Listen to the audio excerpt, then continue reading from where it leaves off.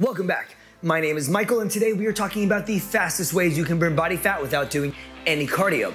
We're starting right now. Most people think they need to kill themselves doing miles and miles of intense cardio to burn the fat around their bodies. This just isn't true. Cardio can be a very useful tool and is great for keeping up with your cardiovascular health, but fat loss is happening all throughout the day and even while you sleep, not just when you're doing cardio. So in no specific order, here are a bunch of ways that you can keep that internal furnace we call metabolism fired up so your body is a constant fat burning machine. First up, we have caffeine. Any source of caffeine works just fine. Coffee, unsweetened black or green tea, diet sodas, and sugar-free energy drinks are all fair game.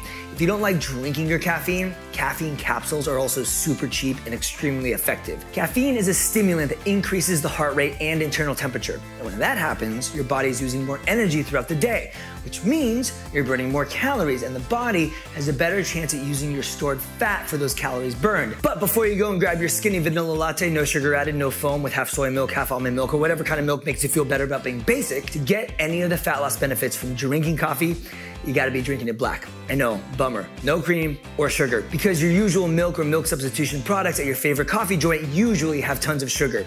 So if you have some unsweetened almond milk or something similar and some artificial sweetener, totally fine.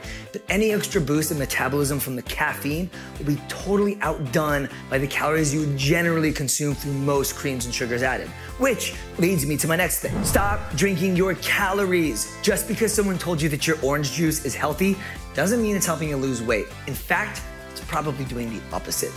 I think most of us already know that sugary sodas aren't good for a weight loss plan, but I find that many people think that their juices are somehow different. Your body processes juices or any other sugary drinks the exact same way. It will first try and use that sugar as energy, and if it can't do that, it will store that sugar as glycogen in your muscles. But your muscles can only hold so much of that glycogen, and if you're not using your muscles for things like resistance training, then you get what's called spillover, and when your muscles are too full with glycogen, the excess gets stored as body fat. And because sugary beverages are very calorie dense and drinking your calories doesn't really fill you up, it's an easy way to taking way more calories than you're burning throughout the day, which that leads to fat gain every day of the week. I'm not saying you should shy away from sugar entirely. I eat plenty of sugar myself, but you'll want to put that sugar to use by doing things like resistance training and lifting weights, which is something that is way too commonly overlooked by those who are trying to burn body fat. Like I said a moment ago, you need to use your muscles by lifting weights in order to let your body know to use sugar as energy and not store it as fat. But here's the biggest benefit. The more muscle you have, the more calories you burn throughout the day, meaning your body has a better chance of burning body fat. And I'm not talking to just the guys here. It doesn't matter if you're a man, a woman, or anything in between.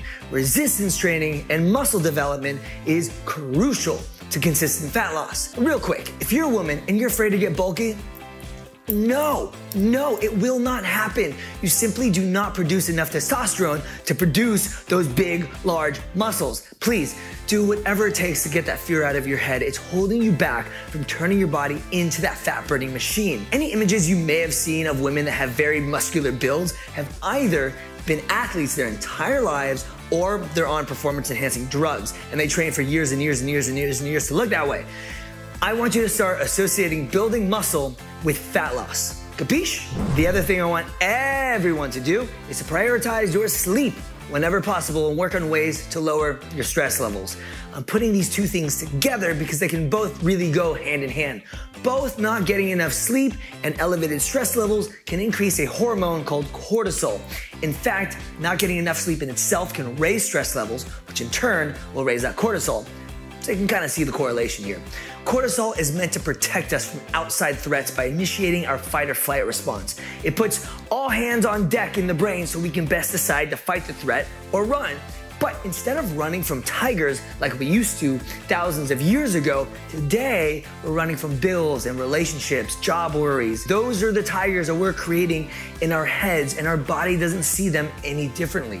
While cortisol is activating the brain for function, it's also shutting down everything else, including your immune system and, you guessed it, your metabolism. There are tons of different practices to lowering your stress levels these days other than ample sleep. So learning a few and implementing these practices in your life will be sure to keep your metabolism running at optimum levels and giving you a better chance at keeping up that fat burn. Speaking of keeping your metabolism up and running, getting ample amounts of protein is a surefire way of keeping the body burning and churning. Protein has what's called a high thermic effect, meaning it takes more energy for the body to digest protein than it does carbs and fats. More energy used means more calories burned, means more potential for fat loss. This one is simple. Eat more protein. Shoot for something like 0.8 grams of protein per pound of body weight. Enough said. So the methods I just mentioned are tools you can use to keep the fat burning at a high rate. Remember, nothing here is magical, and these tools are meant to be in addition to a consistent nutrition plan that keeps you in a calorie deficit. Now, I understand that no matter how fast your body is burning fat, it will never seem fast enough. I get that frustration. But you need to be patient and find low-calorie, filling, and delicious ways to give your body time to melt the fat away. If you want a quick fix, sorry, that shit doesn't exist. You can go to another channel if you want. They might blow smoke up your ass. I'm not gonna do that because that won't help you. The sooner you accept that changes in lifestyle habits mean changes in body, the sooner you will see fat melt away like clockwork. So go check out some of my other videos to help you get started, and I'll see you in the next one.